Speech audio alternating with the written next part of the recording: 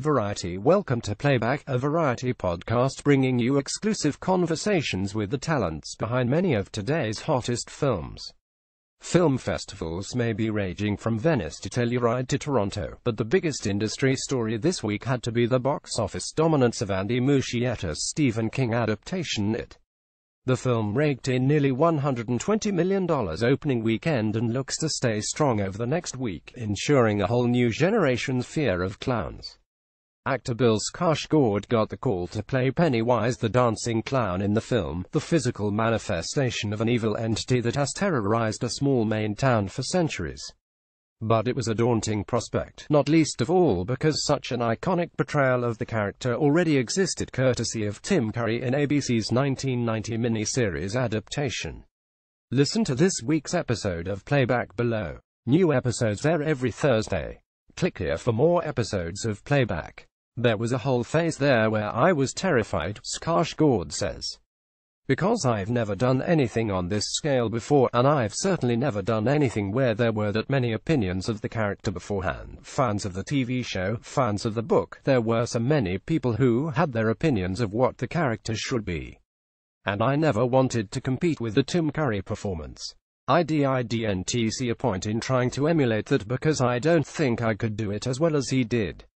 Skarsgard therefore felt the freedom to seek out his own take on the character, and maybe tap into some of the more abstract elements of the novel. In King's 1,100-page tome, the entity known as It is a trans-dimensional being.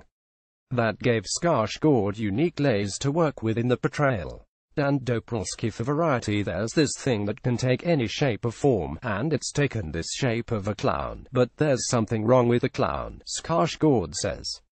There's something off with it. It's almost like there are glitches in the interpretation of it. I thought that was a fun thing to explore. So there was the wall-eyed look, and at times it seems like Pennywise disappears altogether. He shuts down and freezes in a moment and gets lost. My idea was that was the entity who lives in this other sort of dimension, tapping in and out of these spaces. Skarsgard also studied animal programs to help in developing the character's physical behavior. He zeroed in on the energy of hyenas and the lower lip scowl of bears as touchstones. Then he went to work on the voice, which differs drastically from Curry's more vaudevillian interpretation. Dan Dobrowski for Variety. The voice for me sort of started out with a laugh, he says. I was playing around with a laugh, but on the verge of a panic attack and crying at the same time. When I started doing it just by myself, I started to creep myself out. He also got there with the help of a lot of soda water, a lot of belching, and a sudden stomach ache. But that's an anecdote better saved for the actual conversation. For more, including Skarsgard's thoughts on the dangers of arbitrarily expanding the world of it beyond its breaking point, and his work on Hulu's Stephen King-inspired Castle Rock series, listen to the latest episode of Playback via the streaming link above. Subscribe to Playback at iTunes.